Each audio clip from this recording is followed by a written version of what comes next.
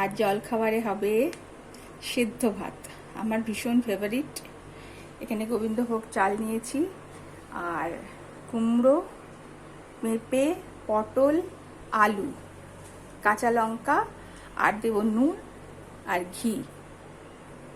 সেদ্ধ ভাত যেহেতু গলা গলা হবে, সেহেতু আমি 1 কাপ মতো চাল নিয়েছি, আর দেব 5 কাপ মতন জল।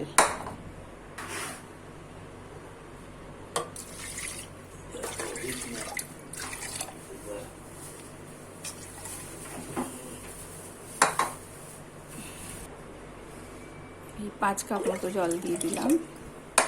জলের মধ্যে কুমড়ো,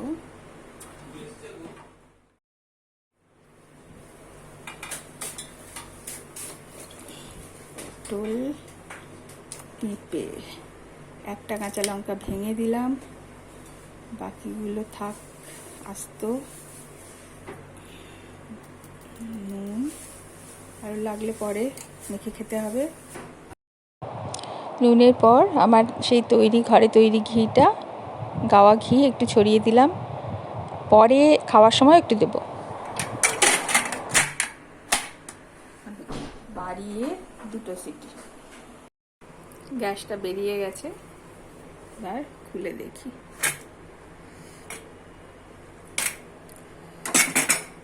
সেদ্ধ ভাত রেডি, শুধু খাওয়ার অপেক্ষা। এর সাথে একটা করে ডিম সেদ্ধ করে নেব। সব সেদ্ধ হয়ে গেছে, দেখো। একটা সিটি দিলেও সেদ্ধ হয়ে যেত, আর একটু মাখা মাখা হতো। সবই সেদ্ধ হয়ে গেছে। এর মধ্যে কোনো কলমি শাক, পালং শাক কিছু দিয়ে দিলে আরো ভালো লাগে।